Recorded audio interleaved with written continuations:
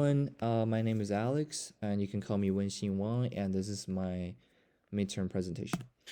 So the first picture I took is a library from my university. I went to the University of Rochester. This is the library I pass by on campus every single day. And a fun fact about this specific library is that we are ranked. This library has been ranked the most beautiful library in the United States for 5 straight years, I guess. So the technique I've been using in this picture is that I try to use this street light as a signal, and it creates a more vivid or thicker layer for the whole picture, and it emphasizes the background building here. And the reason I want to take this picture, or I should say the inspiration, is because I think it's more of an aesthetic perspective. I pass by this library every day, and this a beautiful place. And you look at the time right here is actually a moment of sunset, and where the lights hasn't been declined yet. You got the natural lights coming and the artificial lights where the street lights just got lighted up. So everything has been mixed together, the artificial and natural, and it's just a beautiful scene. Yeah. And second one is still a picture of landscape, and you can see it's also my library. And this one actually I took from a more far away spot. It's another library on campus. And if any of you guys has been living in the east coast of US, you will know that we'll have a long snowing season. And during those long snowing seasons, you get depressed. And I got depressed a lot during those times, because you just expect to see the sunshine and everything, but what you got is just constant snowing. But that day I was studying at the other library. I felt pretty depressed, and I looked it up, and look outside of the window. I saw the library, the main library. Their lights are lighted up, and at that moment I felt a warmth in my heart, as if, oh, someone is there and something is there lighting up for you. And yeah, and then in those kind of moments, I feel like I should take a picture. So the technique I'm trying to create using and trying to create the fact of like, I wanted to making sure that the surrounding buildings and the sky are all gravitating towards the center.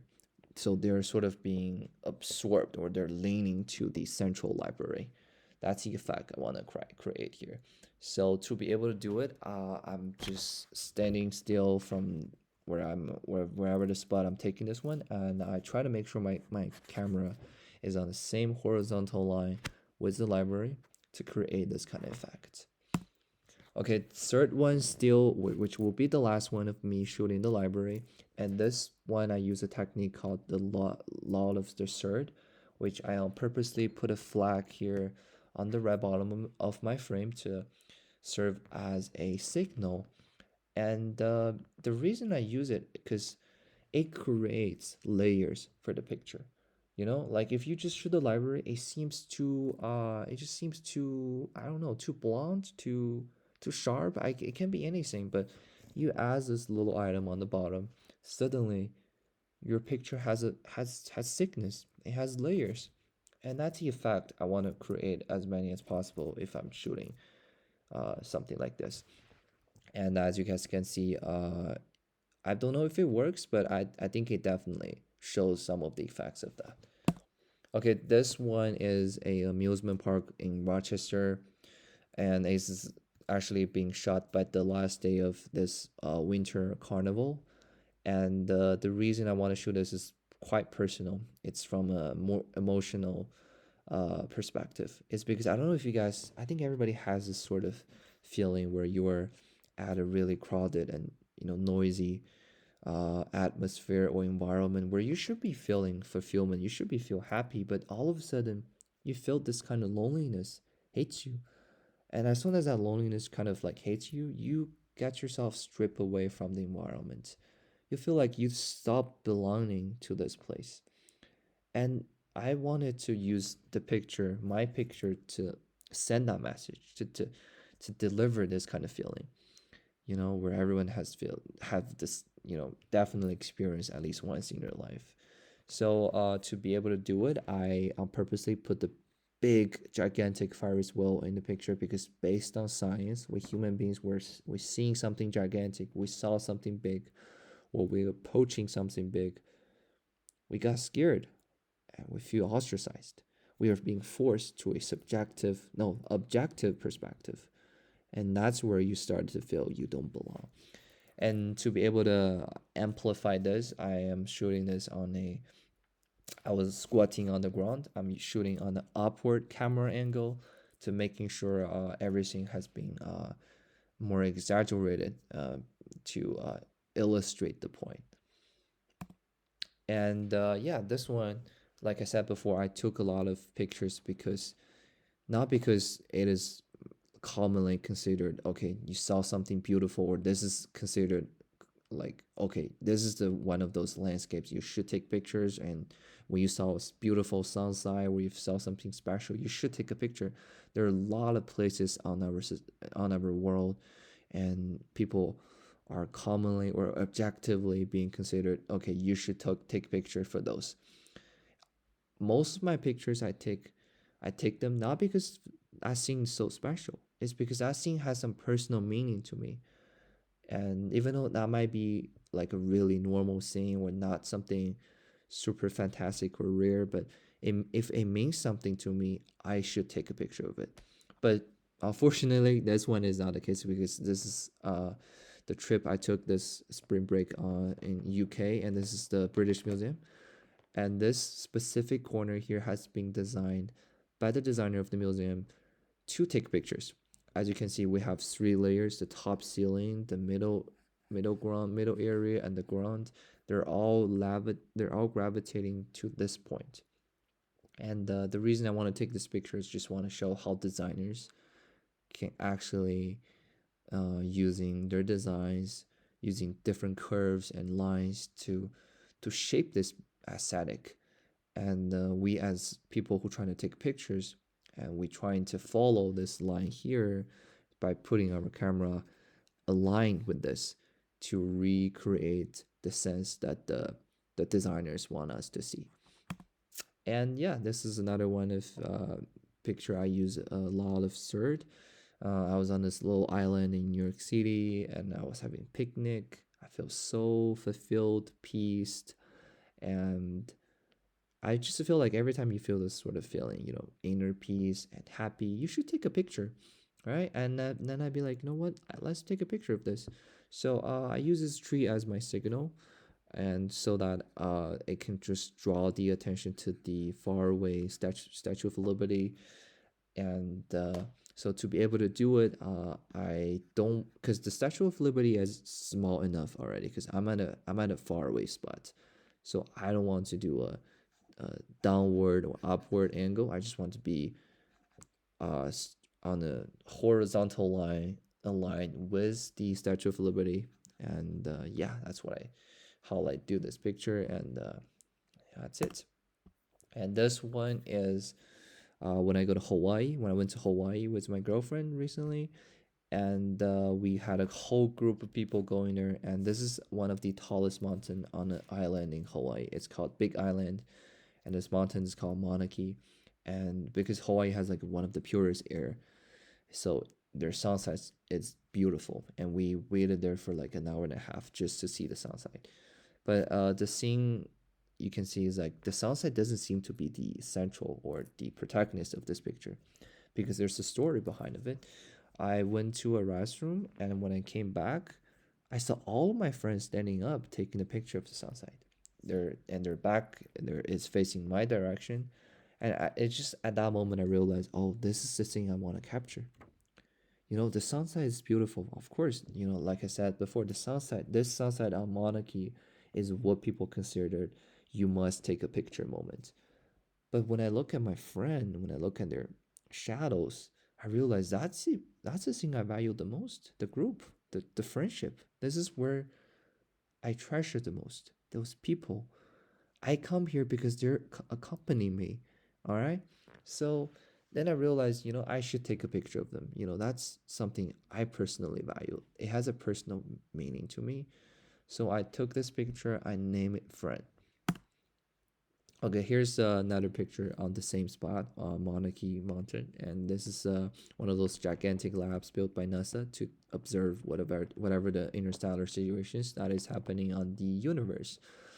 To make this kind of picture, you have to making sure you trying to show how magnificent the lab is. You want to making sure you're crawling on the ground. I am crawling on the ground to make this already gigantic enough lab as big as possible to show the effect, to show the power, to show the shockness when I first saw it to my people who anybody who could possibly view this picture. And yeah, and this one is me trying to practice my still life photograph after the lecture. And I went to this little local cafe, and they have this beautiful flower setup. And I was like, I'm gonna use this as an experiment. So the thing I trying to practice here is I trying to create a depth for my picture, because for still life sometimes things can be super flat. And how can I try to create the steps? So the method I'm using here is that I shoot from upward. I shoot from upside. So which is, your camera is like shooting downward. And this creates a depth for the object you're shooting. And I don't know if you guys can tell, I'm trying to making sure I create a sense, or creating a feeling that where the flowers is actually penetrating out of the picture, as if those flowers are trying to break out of the frame to real life, to our life. And that's the sense I want to create. I didn't really do a really good job for this specific one, but I will definitely improve. Yeah. And this one is me, my dog and cat, like hugging each other, sleeping with each other. Because just FYI, they are not good friends. So I've never seen this happen. And it's just one afternoon I came back home, I saw they're sleeping with each other within this one nest. I'm like, yo, that and it never happened, and I never seen that happen. So you guys can see the framing isn't really perfect because I just literally sneak to them and take a picture as quick as possible because I don't want to startle them, and it might just making them realize, oh, I'm sleeping with the person, I'm sleeping with the cat I hate the most, and they might split it up. So I'm trying to not to startle them. I just capture this moment that has a meaning for me. 12 of my lovely cats and pets are having a good time with each other, and it never happens, when I brought them together. So I am happy I can witness this, and I'm happy I captured that actually. Okay, this is I think it's also shot in Hawaii, and that day we went on a dolphin watching tour. But I we ended up seeing whale here, and the captain is like telling us how lucky we are because it's not a whale season. So as you guys can see, I didn't have the time to set up for the perfect frame because the wheels might be disappearing at any second. And as a matter of fact, I got lucky as well because the framing is not too bad. I got the mountain, the ocean, and the wheels are popping this little hat here, and it is squirting the water, and the lights are penetrating through the cloth, and they're penetrating and shed on the back of the wheel. So those are the pictures you took, and you look back to it, you realize how lucky you were at certain moments of your life. Okay, this one is me practicing my portraits because I had a lot of landscape pictures, but not a single portrait. So that day, me and my girlfriend we went to the nearest fall at the border of Canada, and she is taking actually at that moment she's taking a picture of the waterfall. I was taking a picture of her, and she noticed me. She looked back, she smiled, and yeah, that's the story of this picture. I guess the message I want to say here is that because every single photographer, especially portrait photographer, they're obviously delivering a message because we see millions and millions of people every year. Humans are everywhere. Why you take pictures of human? You gotta be some messages behind of it, right? Especially for photographers who does portrait shooting, right? So my message here is that no matter when you are appreciating something beautiful in your life, someone else is also appreciating you because you saw she's taking a picture, right? So it always reminds of how blessed we are to notice that, we have the ability to appreciate prettiness and beauty in our life, and someone else is also appreciating us, and just how lucky we are. And this one is a note picture I took last year when I went back to my hometown China, and there was this beautiful mountain scene. I've been to this landscape, and I actually, to be able to take this picture, I climbed the mountain for 2.5 hours. Everyone was telling me, okay, it will be worse if it when you hit the top of the mountain, and they're saying nothing but truth. Yeah, when I hit the top of the mountain, I saw this fantastic nature, right?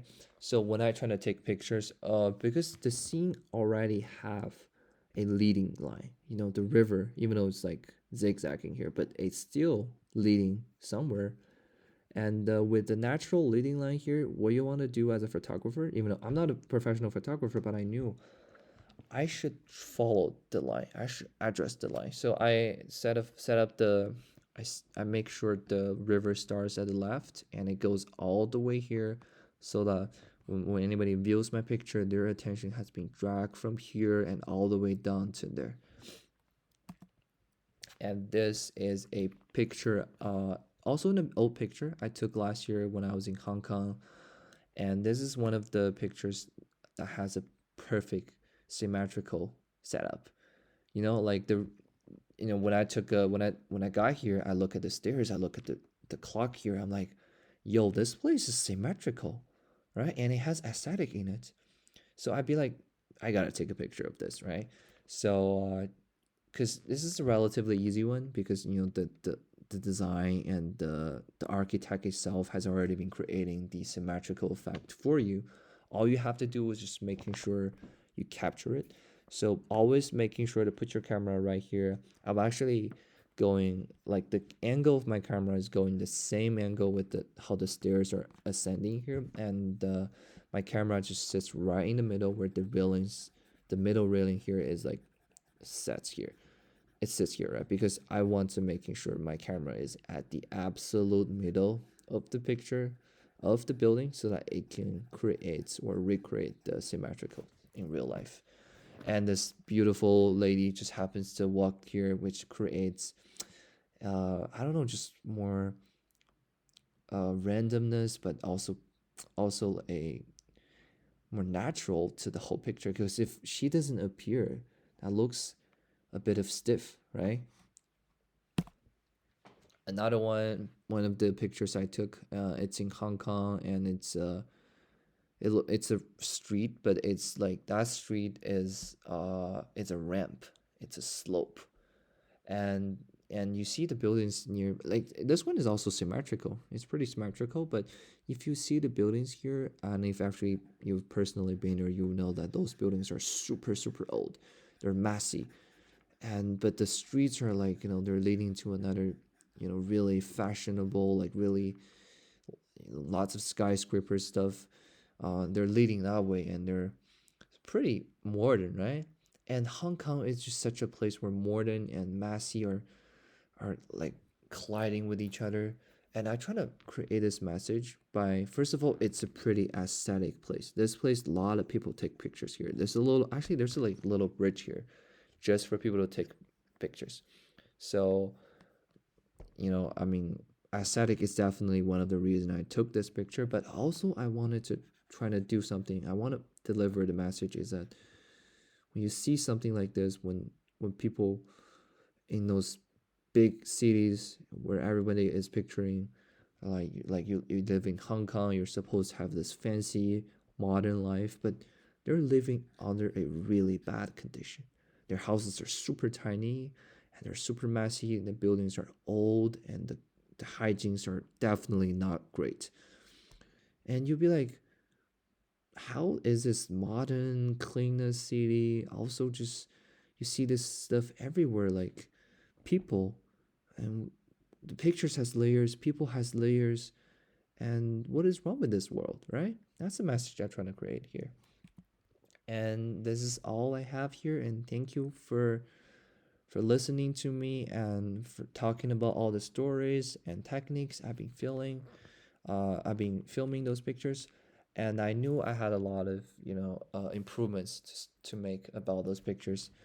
And this is just for the midterm, and for the finals I'll definitely improve more, and the messages I'm trying to deliver might be even more clear. The seam will be more standing out as well. And anyways, thank you for everything. This is all my midterm presentation.